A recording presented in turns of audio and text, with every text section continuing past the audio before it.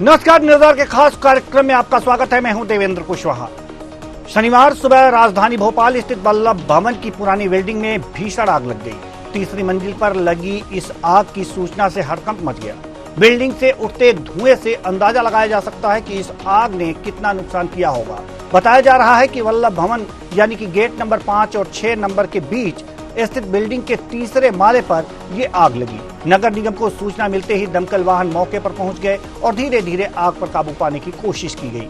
वहीं सीएम मोहन यादव ने वल्लभ भवन में लगी आग को लेकर कहा कि उन्हें जानकारी मिली है कि वल्लभ भवन के तीसरे माले पर आग लगी है।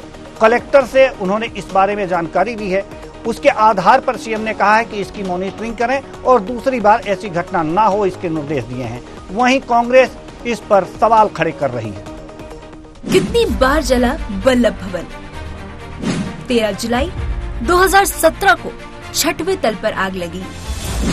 26 जुलाई 2017 को 4थे तल पर आग लगी। 24 मई 2018 को तीसरे तल पर आग लगी। 14 अक्टूबर 2020 को 5वें तल पर आग लगी।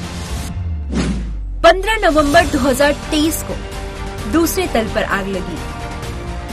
12 जून 2023 को लगी थी सतपुड़ा भवन में आग। तो अभी हमने आपको दिखाया ग्राफिक के माध्यम से कि कब कब यहाँ पर आग लगी है। कुल मिलाकर के देखा जा सकता है कि इससे पहले सतपुड़ा भवन में लगातार आग लगने की घटनाएं सामने आती रही हैं और उसके बाद अब वल्लभ भवन। तो क्या इससे पहले जो भीषण आग लगी है सरकारी भवनों में, उससे सरकार ने कुछ सीख नहीं लिया? सबसे बड़ा सवाल यही है। और साथ ही साथ बीजेपी पर यह लगातार आरोप लगाया जा रहा है कि सरकार पर यह लगातार विपक्ष के द्वारा आरोप लगाया जा रहा है कि यह किसी षड्यंत्र का निशानी है, यानी कि कोई न कोई इसके पीछे साजिश है जिसके कारण यह लगातार सरकारी भवनों में आग लग रही है। तो सवाल बहुत से हैं और जवाब भी बहुत से हैं। आइए कुछ जो अधिकारी हैं और जो कुछ नेता हैं उनकी बातें सुनवाते हैं, उसके बाद हम चर्चा शुरू करेंगे। तो चलिए, कुल मिलाकर के यह देखा जा सकता है कि आग यह हादसा है या कोई षड्यंत्र। आज इसी मुद्दे पर हम चर्चा करेंगे। चर्चा के लिए हमारे साथ मेहमान भी जुड़ेंगे और जैसे ही मेहमान जुड़ेंगे हम इस चर्चा को शुरू करेंगे। लेकिन उससे पहले हम सवालों के बारे में आपको बता दें कि सवाल यही है कि वास्तव में बार बार ऐसे सरकारी भवनों में आग क्यों लग जाती है? इसके कारण क्या है? इसके पीछे कहीं कोई साजिश तो नहीं है? तमाम बातें हैं। चुनाव आने वाले हैं, लोकसभा के चुनाव आने वाले हैं, या फिर इतनी लापरवाह सरकार है कि बार बार आग लगने के बाद भी कुछ इससे सबक लेने को तैयार नहीं, इसके अधिकारी सबक लेने को तैयार नहीं। हालांकि अगर जो कहीं और भी प्राइवेट संस्थानों में आग लगती है तो तमाम जांच एजेंसियां बन जाती हैं और यह भी देखा जाता है कि क्या अग्निशमन वहां पर उपकरण रखे गए थे कि या नहीं रखे गए थे। लेकिन सरकारी भवनों में लगातार आग लग रही है तो भी सोचने वाली बात है। आइए पहले कुछ बातें सुनवाते हैं, उसके बाद चर्चा करें। जानकारी यही कि भवन के पुराने भवन में रैंप से होकर के हमारे एक बिल्डिंग के तीसरे माले पे आग लगी है। कलेक्टर से जानकारी ली और जो जानकारी आई है उसके आधार पर मैंने सीएस से कहा कि वो उसकी मॉनिटरिंग कर ले, आग की घटना की पूरी विस्तृत जानकारी भी आ जाए। और मुझे बताया गया कि आग को कंट्रोल कर लिया गया है, लेकिन दोबारा ऐसी कोई घटना न हो इसका भी मैंने निर्देश जारी कर दिए। और ये आवश्यक संसाधन के साथ में हमारे कोई पेपर वगैरह कोई जैसी कोई महत्वपूर्ण फाइल कोई कागज न जले, इसका भी ध्यान रखें। उम्मीद करूंगा कि दोबारा ऐसी कोई घटना नहीं होगी, इसके निर्देश मिल जाएगा। आप लोगों की तरफ से किया जा रहा है? ये बिल्कुल तुरंत फोर्स पहुंच गया यहाँ पे और जितने भी फायर ब्रिगेड हैं उनको बुलवा लिया गया है और सेकंड थर्ड फ्लोर की आग कंट्रोल हो गई है। फोर्थ फ्लोर में अभी है तो लगातार उसकी बुझाने की कार्रवाई जारी है। हम लोग को सिर्फ उससे पानी के टैंकर को फटाफट पहुंचाना है। जो एयरपोर्ट की फायर ब्रिगेड है वो तकनीकी रूप से सक्षम है और वो लगातार उसमें सभी लोग जुट के इसमें बुझाने में जुटे हुए हैं। कुछ लोग फंसे भी हुए मैडम, कर्मचारियों का स्थल का कहना है उसके लिए एसडीआरएफ की भी टीम गई है। अगर कोई अंदर लोग हैं पीएस सिस्टम से अनाउंस कराया गया, लेकिन इतनी आबादी के अंदर तक पहुंच नहीं पा रही है। वैसे तो छुट्टी का दिन नहीं होना चाहिए, लेकिन अगर कुछ लोग हैं तो उनको भी निकालने की कार्रवाई कर रहे हैं हम लोग। किन कारणों हो सके अभी तक पता अभी कुछ पता नहीं चला है। सर, मेन मंत्रालय है, मेन वल्लभ भवन है, प्रदेश का सबसे बड़ा दफ्तर है, फायर की इक्विपमेंट थे कि नहीं हुए? नहीं, लगातार इसमें मॉकड्रिल होती रही है और पिछले महीने भी मॉकड्रिल हुई थी। तो अभी तो ये बाद में ही कारणों का पता चलेगा कि किस कारणों से आग लगी है। फेल क्यों गई मैम, पता चल पाया? ये लगी थी अभी तो हमारा पहला काम यही है कि हम इसको कंट्रोल करें। अग्निशमन यंत्र यहाँ पर मौजूद थे, उपकरण यहाँ पर मौजूद थे, मॉकड्रिल भी पिछले महीने हुई है, लेकिन फिर भी ये भयानक आग, जो तस्वीरें आप देख सकते हैं, वास्तव में कहीं न कहीं कुछ जरूर कहती हैं। विपक्ष कहता है कि षड्यंत्र है और सरकार कहती है कि हादसा है, लेकिन वास्तव में है क्या, ये तो बाद में पता चलेगा कि क्या वास्तव में लापरवाही के कारण इतनी भीषण आग लगी है। साथ ही साथ यहाँ पर कुछ कर्मचारियों के फंसे होने की बात भी हो रही थी। तो सबसे पहले हम अपने संवाददाता सत्यम शर्मा के पास जाना चाहेंगे और सत्यम शर्मा से जानेंगे कि वास्तव में क्या स्थितियां यहाँ पर थी। हालांकि हमारे साथ सत्यम शर्मा, कृष्णा शर्मा हमारे रिपोर्टर और रमेश शर्मा वरिष्ठ पत्रकार, केदार सिरोही जी कांग्रेस प्रवक्ता हमारे साथ जुड़ चुके हैं। तो सभी का स्वागत है। रमेश शर्मा जी आपका भी बहुत बहुत स्वागत है, केदार सिरोही जी आपका भी बहुत बहुत स्वागत है। सत्यम शर्मा हम आपके पास आना चाहेंगे। सत्यम शर्मा, हम जानना चाहते हैं कि इस समय आग पर तो शायद काबू पा लिया गया है, सेना के जवान भी यहां पर आए हुए थे और आग बुझाने में काफी मदद की। सत्यम शर्मा, यहां पर कुछ कर्मचारियों के फंसे होने की भी बात सामने आ रही थी, क्या स्थिति है उनकी? बिल्कुल, देखिए देवेंद्र जी, लगातार आग 4 घंटे बाद बुझाई गई और अब का जाकर आग पर काबू पाया गया। आर्मी को बुलाना पड़ा, नगर निगम के तमाम दमकल कर्मचारी, तमाम प्रशासनिक कर्मचारी यहाँ पर मौजूद रहे और लगातार 4 घंटे तक आग बुझाने का प्रयास किया गया। हम उसी गेट पर मौजूद है, गेट नंबर 5 पर, जहां पर ये आग तीसरी से और फिर 5वीं 6वीं मंजिली तक जो है वो आग पहुंची थी। आप हमारे पीछे का जो पीछे देख रहे हैं उसमें साफ तौर पर पहले आग लगी हुई थी। लगातार ये 4 घंटे तक आग लगी रही। रायसेन, भोपाल, सांची के अन्य जो जिले हैं वहां से भी दमकल की गाड़ियां बुलाई गई थी, जिनके बाद यहाँ पर आग पर काबू पाया गया। आर्मी को बुलाया गया, आर्मी की टुकड़ी आई थी जिसने लगातार काम किया और तब जाकर आग पर काबू पाया जा सका। ठीक है, उससे पहले 5 जो कर्मचारी थे वो यहाँ फंसे हुए थे, उनको निकाल लिए गए। हालांकि बीच में जो दमकल कर्मी थे जो आग बुझाने का काम कर रहे थे, तो वो घायल हो गए। एक कर्मचारी जब अंदर फंसा तो उसको बचाने के लिए दूसरा कर्मचारी अंदर गया, जब दूसरे कर्मचारी को बचाने के लिए तीसरा कर्मचारी अंदर गया, तो तीनों थोड़ा सा उनको दिक्कतों का सामना करना पड़ा, जिनको हॉस्पिटल में फिलहाल भर्ती कराया गया, लेकिन वो अभी भी स्वस्थ है। कोई ऐसी ज्यादा बड़ी दिक्कत नहीं है। आंख में जरूर एक कर्मचारी के ज्यादा चोटें लगी हैं, क्योंकि आग की लपटें वो बड़ी तेज थी और धुआं साफ तौर पर बड़ी दूर से देखा जा सकता था। किलोमीटर दूर से धुएं का नजारा आप देख सकते थे। तो आग फिलहाल बुझ चुकी है, लेकिन इस वक्त जो है अभी यहाँ पर लगातार कर्मचारी है और देखिए अभी भी लगातार यहाँ से जो गाड़ियां, दमकल की गाड़ियां हैं और जो वाटर कैनन के जो है वो लगातार निकल रहे हैं। आप साफ तौर पर तस्वीरें भी देख रहे होंगे, लेकिन फिलहाल आग बुझ गई है। लेकिन सवाल अभी भी वही खड़ा है कि सतपुड़ा भवन में इतनी बड़ी दुर्घटना हुई, आग लगी, 24 घंटे बाद बुझाई गई, उसके बाद वल्लभ भवन में आग लग जाती है। मंत्रालय है, इससे पहले सेफ्टी शेड्यूल के तहत सब कुछ यहाँ पे सिक्योरिटी के साथ सब कुछ किया गया था, लेकिन 5 मिनट की दूरी पर यहाँ पर दमकल की गाड़ियां खड़ी रहती हैं, उसके बाद भी इतनी भयानक आग लगती है। इस पर सवाल खड़े होते हैं। सवाल विपक्ष भी खड़ा कर रहा है कि आग के तहत यहाँ पर भ्रष्टाचार का खेल खेला जा रहा है, ऐसा विपक्ष का आरोप साफ तौर पर है। विपक्ष का कहना है कि जो डॉक्यूमेंट्स होते हैं, जो अन्य डॉक्यूमेंट्स होते हैं, जैसे सतपुड़ा भवन में आग लगी थी तो डॉक्यूमेंट्स जलकर खाक हो गए, वहीं पर यहाँ पर भी जो डॉक्यूमेंट्स है वो जलकर खाक हो गए। दिग्विजय सिंह पूर्व सीएम है, उन्होंने साफ तौर पर कहा कि मेरे समय में ऐसी कभी कोई आग नहीं लगी, लेकिन ये आग लग रही है, जांच होती है, जांच ये कहता पब्लिक फोरम पर जांच आती नहीं है। क्या वजह है कि आग लग रही है, ये सब सवाल विपक्ष लगातार खड़ा कर रहा है। जीतू पटवारी पीसीसी चीफ ये पहुंचे थे, उमंग सिंगार जो नेता प्रतिपक्ष है वो पहुंचे थे, उन्होंने साफ तौर पर निशाना साधा सरकार पर और सरकार को आड़े हाथों लेते हुए कहा कि आग क्यों लगी है, क्या भ्रष्टाचार, कौन सा भ्रष्टाचार यहाँ पे दबाया गया है, जांच तो निकल के सामने आने वाली नहीं है, ऐसा उन्होंने साफ तौर पर आरोप लगाया है। और देखिए सीएम मोहन यादव ने भी इस पर बयान दिया है, उन्होंने कहा है डॉक्यूमेंट सबसे पहले बचाया जाए। जब आग लगने की प्रक्रिया शुरू हुई थी, शुरुआती तौर पर जब आग बढ़ी थी, तो सीएम मोहन यादव ने कहा था कि पहले डॉक्यूमेंट्स बचाए जाए वहां के, आग पर जल्द से जल्द काबू पाया जाए। तुरंत आर्मी को 1-1.5 घंटे बाद आर्मी को बुलाया गया, सेना के जवान आए, सेना के जवान लगातार अंदर गए। सेना के डिफेंस की जो दमकल गाड़ियां होती हैं वो अंदर गई थी, वो लगातार आग बुझाने का काम कर रही थी। लगातार 40 से 50 दमकल की गाड़ियां अंदर मौजूद थी। अंदर से बाहर तुरंत पानी का वाटर करके फिर से वापस जा रही थी, फिर बाहर आ रही थी। अभी भी दमकल की गाड़ियां लगातार बाहर आ रही है। हालांकि आग पर अब काबू पा लिया गया है, लेकिन सवाल वही है कि क्या आग किस तरह से लगी। लेकिन कुछ लोग बोलते हैं शॉर्ट सर्किट से आग लगी है, शॉर्ट सर्किट से। देखिए, ये जांच के बाद पता चलेगा कि आखिर आग लगने के कारण क्या है, ये जांच के बाद पता चल जाएगा। सत्यम शर्मा, हम आपके पास आएंगे। कृष्णा शर्मा हमारे साथ जुड़े हुए हैं। जल्दी से हम आपसे पूछना चाहेंगे कि जो यहां पर कर्मचारी घायल हुए थे या हल्का फुल्का उनको जो चोटें आई थी, यानी कि वो हल्का फुल्का आग की चपेट में आ गए थे, ऐसा कुछ कर्मचारियों के साथ हुआ था, वो अस्पताल में भर्ती है। स्थिति क्या है उनकी?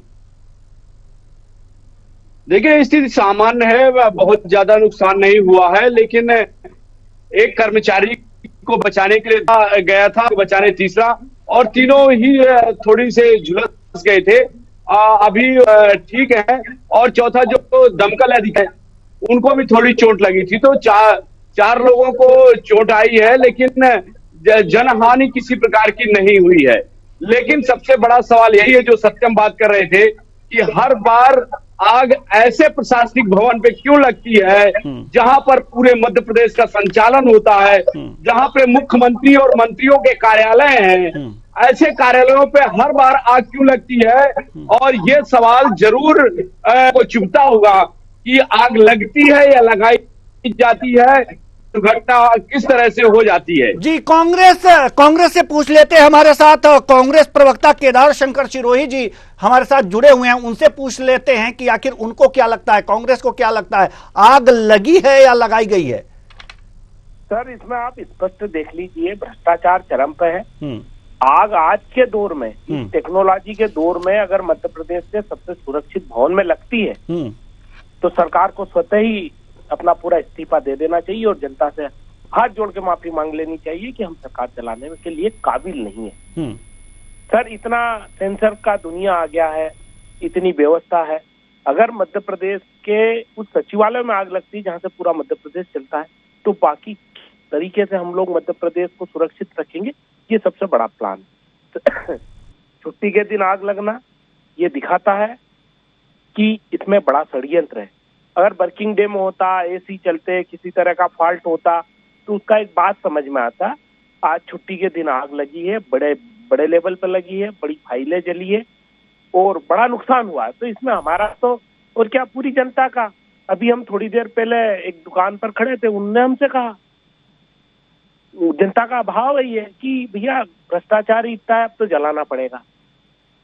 तो कुल मिलाकर जो हमारे प्रदेश अध्यक्ष जी ने जो कहा है, दिग्विजय सिंह जी ने जो कहा है, वो बिल्कुल सत्य है। जनता पूरी मान रही है कि ये भ्रष्टाचार को दबाने की आग है, ये आने वाली आग है। ये जो धुएं के गुबार जो दिख रहे हैं, जो धुएं के गुबार दिख रहे हैं, इसमें भ्रष्टाचार के ये धुएं कहे जा सकते हैं कांग्रेस की नजर में। हमारे साथ वरिष्ठ पत्रकार रमेश शर्मा जी मौजूद हैं। रमेश शर्मा जी, हम आपके पास आना चाहेंगे।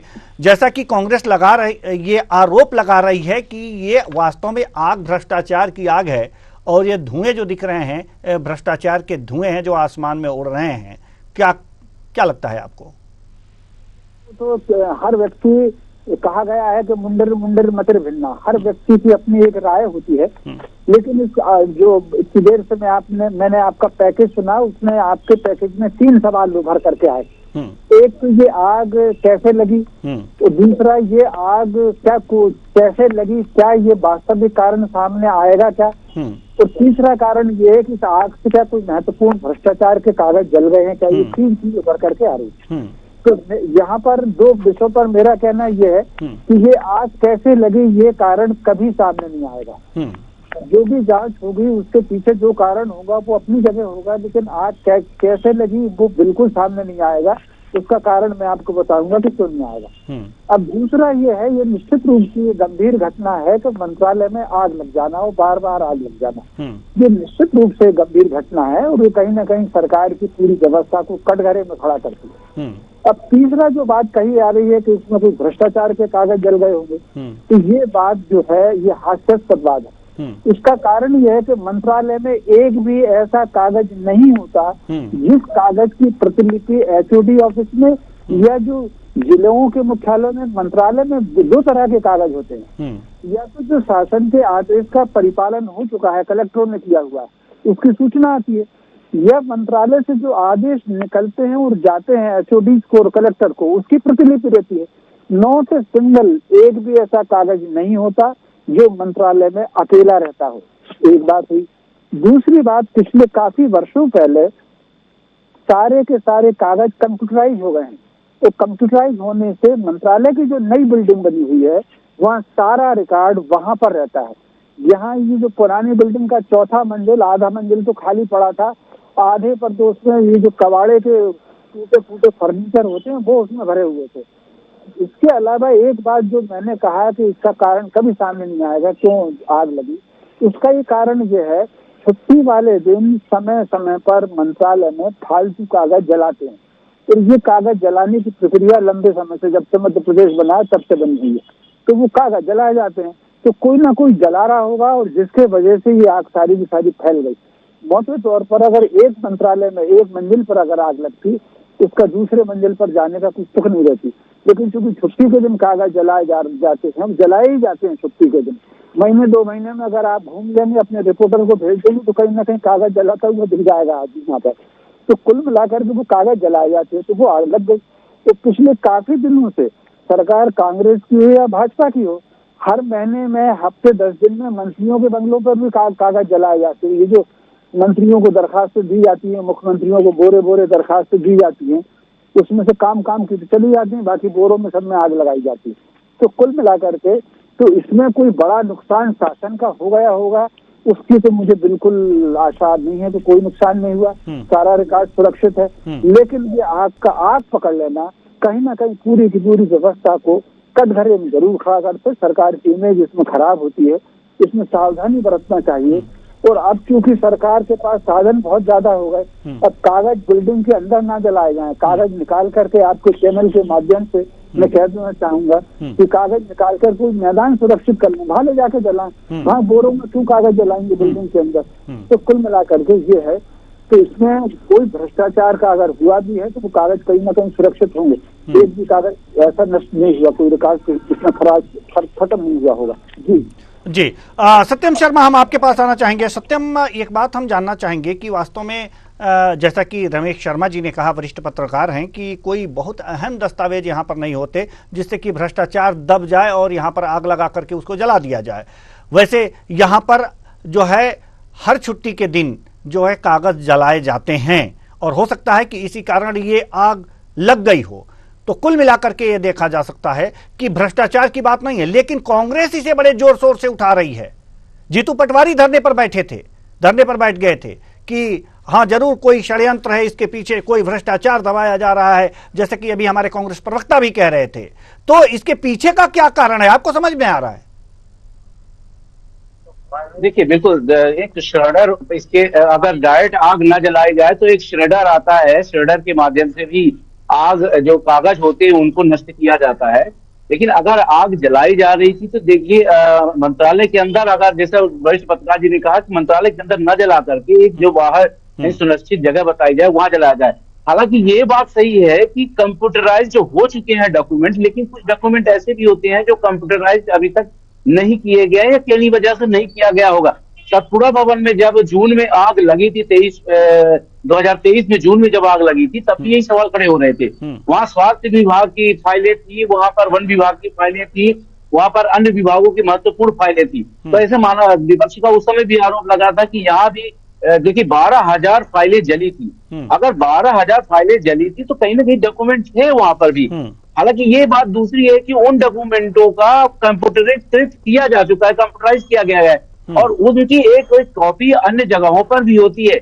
लेकिन सवाल ये खड़ा होता है कि इतनी सुरक्षित जगह पर, इतनी फायर सेफ्टी वाली जगह पर, जहां प्रशासन की, शासन की, मंत्रालय की, सबकी निगाहें होती हैं, 5 मिनट की दूरी पर दमकल की गाड़ियां खड़ी होती हैं, रेगुलर यहाँ पर चेकअप होता है, मॉक ड्रिल होता है, उसके बाद इतनी भयानक आग लग जाती है कि सेना को बुलाना पड़ता है। क्या ये प्रशासन, शासन और खुद मंत्रालय की चूक नहीं है? सवाल ये खड़े होते हैं। सवाल ये भी खड़े होते हैं कि डॉक्यूमेंट का अगर कंप्यूटरीकृत किया भी जा चुका है, अगर डॉक्यूमेंट सुरक्षित भी है, तो क्या जो डॉक्यूमेंट अभी जो जले हैं वो डॉक्यूमेंट नहीं थे? वो भी किसी न किसी प्रकार के डॉक्यूमेंट थे। उन्हीं को लेकर विपक्ष सवाल खड़ा कर रहा है। विपक्ष को अंदर नहीं जाने दिया गया, हालांकि सुरक्षा व्यवस्थाओं के बीच नहीं जाने दिया गया, क्योंकि आग भयानक लगी हुई थी। ऐसी स्थिति में किसी को भी अंदर जाने की इजाजत नहीं थी, ना मीडिया कर्मी, ना विपक्ष, ना कोई अन्य, सिर्फ सुरक्षा कर्मी और दमकल की गाड़ियां और आर्मी, जो सेना के जवान थे, वही अंदर जा रहे थे। तो इसमें कोई बड़ी बात नहीं है। और लगातार विपक्ष यहाँ धरने पर बैठ गया और कहने लगा कि हमको अंदर नहीं जाने दिया था। इसके साथ उन्होंने आरोप भी लगाया कि सतपुड़ा भवन में जो आग लगी उसमें कई फाइलें जली हैं, यहाँ पे जो आग लगी इसमें भी कई फाइलें जली है। तो कहीं भ्रष्टाचार की बू आ रही है, ऐसा विपक्ष का आरोप है। लेकिन हमारे वरिष्ठ पत्रकार उन्होंने साफ तौर पर सही कहा है कि जिस दिन छुट्टी होती है तो डॉक्यूमेंट जो होते हैं, अननेसेसरी डॉक्यूमेंट जो होते हैं, जो दूसरों के हाथ में नहीं आने चाहिए, ऐसे डॉक्यूमेंट्स को समाप्त किया जाता है। और एक और प्रोसेस होती है, तो श्रेडर आता है, एक इलेक्ट्रॉनिक आइटम आता है, उसके थ्रू भी उसको डिस्ट्रॉय किया जा सकता है। जो फायर श्रेडर आता है उसके अंदर डाल दो और डॉक्यूमेंट अपने आप पिक्चर या जल करके डिस्ट्रॉय हो जाता है। लेकिन अगर खुले तौर पर आग जलाई जा रही है तो चूक और क्या हो सकती है कि मंत्रालय के अंदर आग जलाई जा रही है, डॉक्यूमेंट को जलाया जा रहा है। डॉक्यूमेंट को जलाना है तो एक निश्चित जगह बनाए, निश्चित जगह पे सेफ्टी और सुरक्षा के भी जलाए। लेकिन विपक्ष का सवाल अभी भी वही खड़ा। और लगातार विपक्ष, हम ये भी बता दें कि लोकसभा चुनाव में ये मामला उठने वाला है, जैसे विधानसभा चुनाव में सतपुड़ा का मामला उठा था, लोकसभा चुनाव में ये भी मामला उठेगा कि चुनाव आते हैं तो मंत्रालयों, विभागों में आग क्यों लग जाती है। अब यहाँ सवाल ये भी हम आएंगे आपके पास, हम आएंगे सत्यम, हम आपके पास आएंगे, हम आपके पास आएंगे। कृष्णा शर्मा, हम आपके पास आना चाहते हैं। सवाल ये है कि ये आग तो लगी 4 घंटे बाद, 4 घंटे तक धो धो करके बल्लभ भवन के जो कमरे हैं वो जलते रहे और यहाँ जो भी सामान जलता रहा। नुकसान कितना हुआ होगा? देखिए, कोई ज्यादा नुकसान नहीं हुआ है, क्योंकि चौथे फ्लोर और 5वें फ्लोर में ज्यादा सामान था नहीं, नुकसान ज्यादा नहीं आंका गया है। हालांकि अधिकारियों से जब इस मामले में बात की है तो बोले आकलन करके हम इस जो नुकसान है वो बता पाएंगे। तो कोई इतना बड़ा नुकसान नहीं हुआ है। लेकिन सबसे बड़ी बात यही है कि क्या जहां मुख्यमंत्री का कार्यालय होता है, जहां मंत्रियों का कार्यालय होता है, क्या वहां पर ऐसी सुविधाएं हैं, क्या ऐसी टेक्नोलॉजी नहीं है? आप एक छोटे से हॉस्पिटल में जाएंगे, एक थिएटर में जाएंगे, तो एक बीड़ी या सिगरेट सुलगाते हैं तो उसके धुएं से अलार्म बज जाता है। तो क्या बल्लभ भवन जैसे प्रशासनिक, जहां बड़े बड़े अधिकारी बैठते हैं, जहां मंत्री बैठते हैं, वहां इस तरह की व्यवस्था नहीं है कि आग लगने की सूचना तुरंत मिल जाए और तुरंत उस पर काबू पाया जाए? सबसे बड़ा सवाल ये है।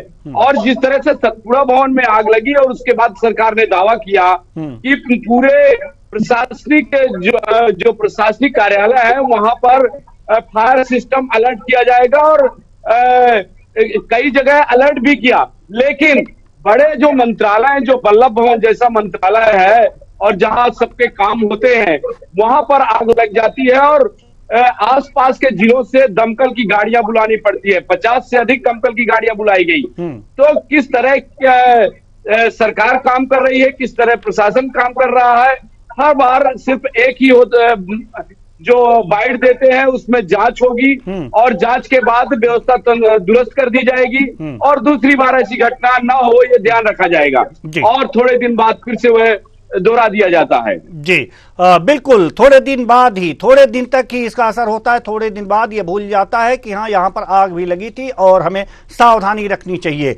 केदार शंकर सिरोही जी हमारे साथ कांग्रेस प्रवक्ता जुड़े हुए हैं। हम आपसे जानना चाहते हैं कि इस तरह की तो आग लग ही रही है, एक बार सतपुड़ा भवन में, अब बल्लभ भवन में, तो अब विपक्ष जो है ये बार बार आरोप लगाता है, भ्रष्टाचार का आरोप लगाता है। ठीक है, भ्रष्टाचार का आरोप लगा रहा है, ठीक है, लगाना चाहिए, लेकिन अब इस तरह की घटनाएं ना हो, सरकार पर दबाव बनाने के लिए विपक्ष क्या करने वाला है, उसका अगला कदम क्या है? देखिए, मैं इसमें दोनों दो सवाल आपने एक ही चीज में दो तरह की बातें कही है, मैं दोनों का जवाब दे देता हूँ जी। पहला आपने कहा कि आग लगती है और हमारे विपक्ष को इस पे, आपने देखा अभी इलेक्ट्रॉनिक बॉन्ड की जब बात आई है तो एसबीआई ने कहा हम इसको डिजिटल रूप से नहीं करते थे, पूरा भारत का banking system digital core banking से जुड़ चुका है। उसके बाद भी चुनावी चंदा है जो उन्होंने हाथ से बनाया, जैसे मध्य प्रदेश में भी कोई कागज होंगे जो हाथ से बने होंगे, वो जल गए हैं यहाँ पर, तो उनको हम लोग भ्रष्टाचार की श्रेणी में देखते हैं। दूसरी बात, हम इस तरह की आग ना लगे इसके लिए सरकार पर दबाव बनाने के लिए हमारे जो प्रदेश अध्यक्ष है वो धरने बैठ गए थे वहीं पर, ये सरकार को दिखाने के लिए कि भाई अगर हम प्रदेश में, जब मोदी जी डिजिटल इंडिया की बात करते हैं, हम लोग नए तरह के डिजिटल कॉन्सेप्ट लेके आ रहे हैं, और हम चंद्रमा पे चले गए, उसका भी श्रेय मोदी जी ले रहे हैं, तो कम से कम इतना सेंसर तो लग जाना चाहिए। आजकल प्राइवेट माल में एयरपोर्ट पे कहीं आदमी बीड़ी पी ले, सिगरेट पी ले, तो उसका इंडिकेशन आ जाता है। तो यहाँ पर इस तरह की चीजें क्यों नहीं है? और रहा सवाल कागज जलाने का, तो कागज मंत्रालय में नहीं, इसके लिए मेरे यहाँ भी जले हैं, मैं भी जलाता हूँ, जब बहुत से ज्यादा हो जाते हैं तो इकट्ठा करते हैं, बाहर ले जाते हैं, उसकी एक जगह होती है वहां पर जलाया जाता है। अगर कागज वीकली रूटीन में जलाने का इतना लापरवाह पूर्वक अगर कोई मतलब कार्य था तो तुरंत उन अधिकारियों को सस्पेंड करना चाहिए जो जिनके कारण पूरा मंत्रालय जल गया आज पूरे मध्य प्रदेश। लेकिन एक बात हम जो आपसे जानना चाहते थे उसका जवाब आपने ये दिया कि जिस समय आग लगी थी और जिस समय रेस्क्यू ऑपरेशन चल रहा था उस समय जीतू पटवारी जी धरने पर बैठ गए थे, प्रशासन का सहयोग करना चाहिए था उस समय। अब धरने पर बैठे तब समझ में आता है, वहां उस समय धरने पर बैठने का कोई औचित्य आपके समझ में आ रहा है क्या? सर बाल्टी थी हमारी गाड़ी में, बाल्टी अंदर ही नहीं ले जाने दे रहे थे सुरक्षा कर्मी। चलिए ठीक है, नहीं ले जाने दे रहे थे, आप बाल्टी लेके वहीं खड़े रहते, लेकिन अब जो आग बुझ चुकी है, नहीं आग बुझ चुकी है तो अब कांग्रेस क्या करने वाली है ये बताइए। सर मग्गा भी था साथ में, जैसे ही सुना हम लोगों ने बाल्टी और मग्गा जो हमारे पास में था लेके भागे। नहीं ठीक है, बाल्टी और मग्गा लेके गए थे आप, इसमें कोई दो राय नहीं है कि आपकी जो भावनाएं थी वास्तव में आग बुझाने को लेकर के थी और आप लोग वहां पहुंचे थे। लेकिन अब जो है सरकार पे, वहां पर धरने पर बैठ करके सरकार पे दबाव आप बना सकते थे क्या? अब आपका अगला कदम क्या होगा? कांग्रेस का अगला कदम क्या होने वाला है कि इस तरह के, अगर जो सरकार इस तरह से लापरवाही बरतती है, प्रशासन के लोग लापरवाही बरतते हैं, तो उस पर ऐसी लापरवाही न बरतने पाए, इसके लिए विपक्ष को खड़ा होना चाहिए। क्योंकि सतपुड़ा भवन को देख लीजिए, बल्लभ भवन को देख लीजिए, लगातार इस तरह से आग लग रहे हैं। लेकिन हाँ, अब तब बैठे थे जब रेस्क्यू ऑपरेशन चल रहा था, अब बैठिए ना, अब लीजिए इस तरह से एक्शन। विधानसभा पहला विधानसभा सत्र जब अभी इसके बाद जो भी आने वाला है उसमें इस मुद्दे को बढ़ चढ़ के उठाएंगे जी। इसके लिए हमारा डेलीगेशन राज्यपाल महोदय से मिलेगा जी, जो हमारे हाथ में यही है। अब मुख्यमंत्री तो खुद ये भी बचाव में लगे हैं, अपने खुद के बचाव में। ठीक, बिल्कुल बिल्कुल बिल्कुल। तो कोई जरूर सरकार पर दबाव बनाने का कोई ना कोई रास्ता जो है विपक्ष को इस पर उठाना चाहिए, कदम उठाने चाहिए, जिससे कि सरकार दबाव में आए और इस तरह की असावधानियां ना हो कि फिर आग ना लगे।